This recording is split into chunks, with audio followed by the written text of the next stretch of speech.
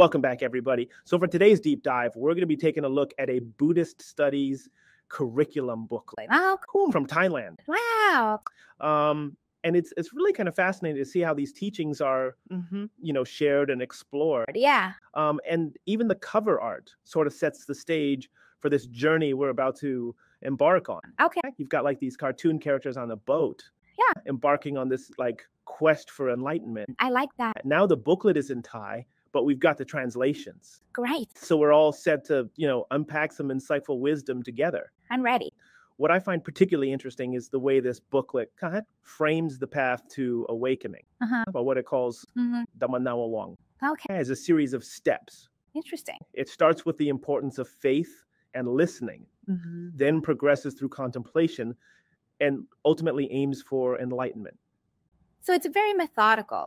15 steps to be exact. Wow, 15 steps? That's a lot. It might sound daunting, yeah, but think about it. Yeah, anything worthwhile takes a structured approach. Yeah, that's true. It's like learning a new language or mastering a skill. Yeah, you start with the basics and gradually build upon them. I see that. And you know what I think is really interesting is that this structured approach isn't unique to Buddhism. Right. It resonates with a lot of different self-improvement paths or even just educational systems in general. I mean, have you ever noticed like a similar framework in your own learning experiences? Oh, yeah. Like when you're developing a talent or pursuing like a new area of knowledge? Absolutely. Yeah. Like it's all about breaking down this complex goal into smaller, more manageable steps. Right. Teaching of steps. Yeah. This booklet dives into the well-known Noble Eightfold Path. Of course. But it does so with a unique visual. Okay. How so? It presents each component of the path as a container. That's a nice visual. Yeah. And it beautifully emphasizes how these components are interconnected. I see. They're not just isolated practices.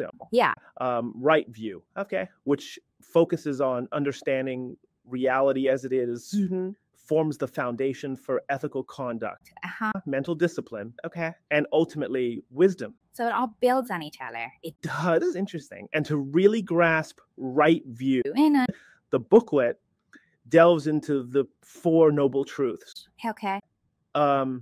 Addressing the nature of suffering, its cause, its cessation, all right, and the path to liberation. So it's really getting to the core of what the Buddha was trying to teach. It is.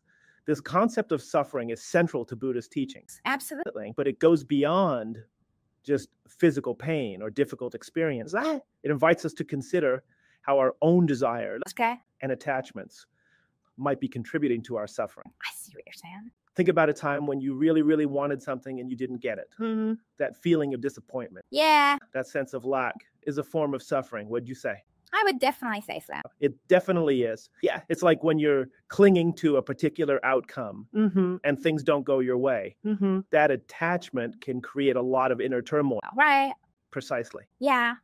The booklet encourages us to examine how these cravings, this clinging, can play out in our daily lives and how they might be affecting our overall well-being. It's interesting to think about. Yeah, to navigate this path and cultivate a deeper understanding of these truths. Okay. The booklet introduces 4 foundational virtues.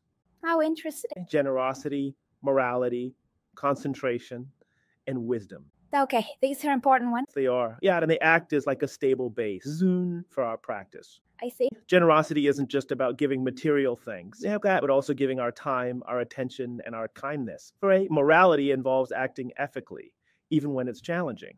Concentration helps us focus our minds and cultivate a deeper awareness.